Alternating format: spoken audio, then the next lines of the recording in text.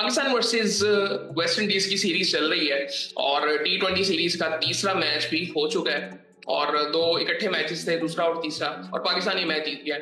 दूसरा मैच पाकिस्तान हार गया था, तीसरा जीत गया। बट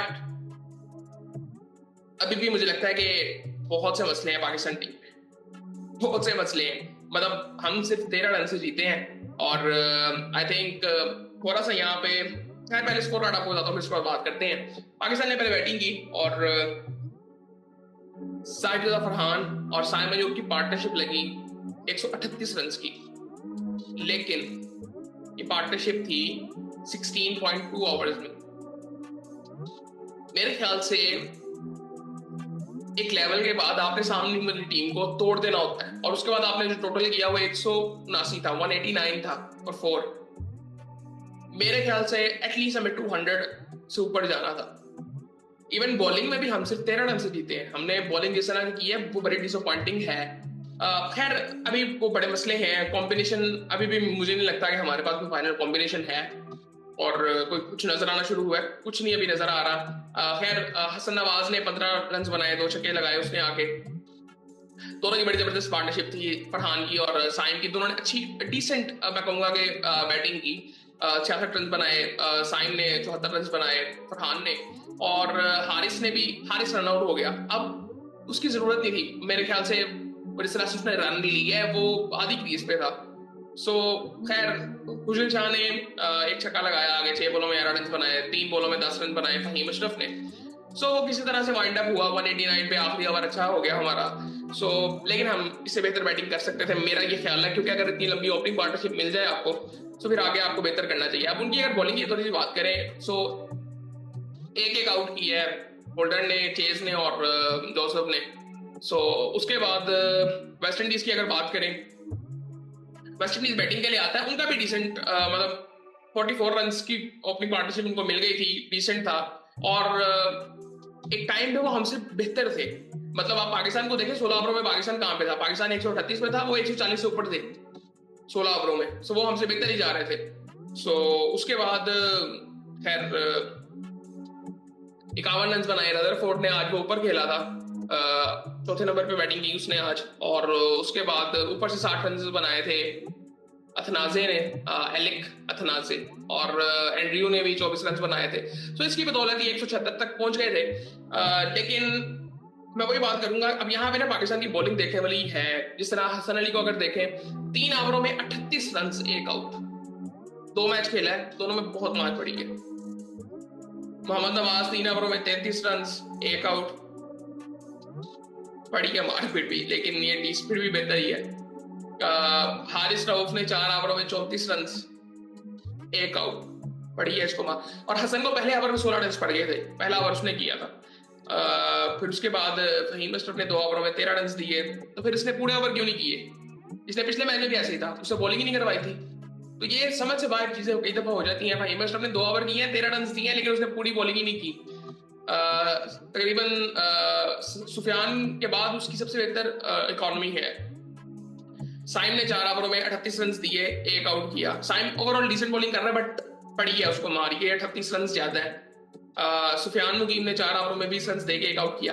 अब इसने बड़ा क्रूशल ओवर किया था, ये चौथा ओवर जो इसका था, वो अगर ओवर अच्छा ना होता ना तो ये मैच हम हार गए थे, सीरियसली हार गए थे ये मैच। बॉलिंग में तो आई थिंक बहुत अलार्मिंग चीजें हैं। बैटिंग की अभी कॉम्बिनेशन कोई इतना बेहतर नहीं है। खैर मसले भी बहुत ज्यादा हैं, पता नहीं कब ठीक होंगे। ये सूरत हाल थी पाकिस्तान के मैच की।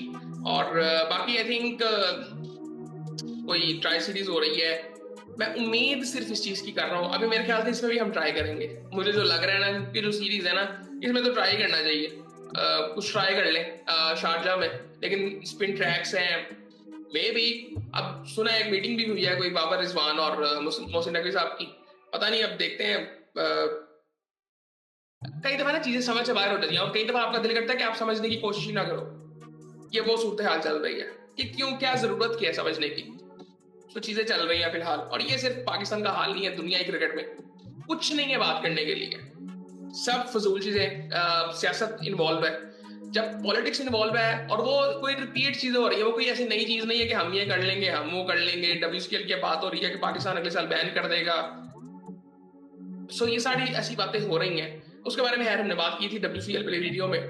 लेकिन आई थिंक ओवरऑल जो सिचुएशन क्रिकेट चल रही है ये अलार्मिंग जनरली है। और आईसीसी वो तो कहीं पे नजर ही नहीं आता ना, वो कहीं पे नजर ही नहीं आता। आईसीसी के अनाउंसमेंट्स बीसीसीआई कर रहा होता है, जय शाह साहब कर रहे होते हैं। जय शाह साहब है वो आईसीसी के चेयरमैन तो है, लेकिन वो जब नहीं भी थे वो तब भी करते थे। और आज उनको गुस्सा जा रहा है कि मोहसिन नकवी साहब ने शेड्यूल अनाउंस कर दिया था। सो आई थिंक चलो खैर ये बातें चलती रहेंगी।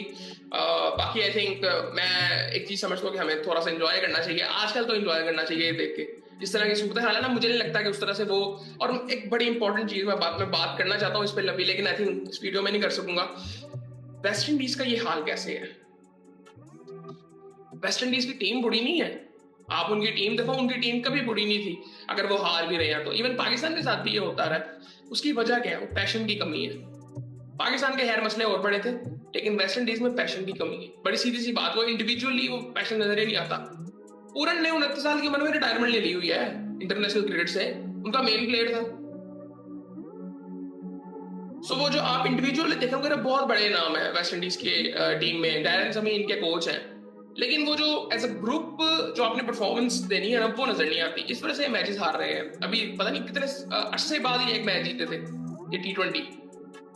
सो उनके भी मतलब उनके जो मसले हैं वो पैशन की कमी है। वो पैशन की कमी इसी वजह से है कि पॉलिटिक्स बहुत ज्यादा है, और ये रियलाइजेशन दुनिया भी कर नहीं रही और बात ही नहीं करती ना इस बारे में। कुछ अपने हद तक कर देते हैं। मतलब वेस्ट इंडीज भी काफी बात, ब्रायन लारा ने काफी बात की है, इन सब ने बातें की है कि ठीक है वेस्ट इंडीज का मसला ये है, लेकिन क्यों है? कमर्शियली जो जिस तरह से क्रिकेट को लेके जाया जा रहा है आईसीसी की तरफ से, बीसीसीआई की जो इन्वॉल्वमेंट है, पॉलिटिक्स जितनी ज्यादा है, उस पर कोई किसी के सामने खड़ा नहीं होता। सो ये मसले वहां पे नजर आते हैं। आप इनको देख लें, इंग्लैंड को इवन देख लें, ऑस्ट्रेलिया में भी आप अगर देख लें, ऑस्ट्रेलिया को भी ये चीज देखनी चाहिए कि उनके पास ऑडियंस नहीं है। अब उनको इंडियंस देखते हैं तो वो भी इतनी कोई खास बात करते नहीं है। वो स्टैंड इन दोनों को भी लेना चाहिए। अगर ये दोनों लेंगे तो बहुत फर्क पड़ेगा। खैर इस पर बड़ी लंबी बात की जा सकती है और बार बार की जा सकती है, लेकिन फायदा कोई नहीं है क्योंकि कुछ होना नहीं है। बाकी आई थिंक फिर देखते हैं आगे क्या होता है। बाकी फिर आपसे बात होती है।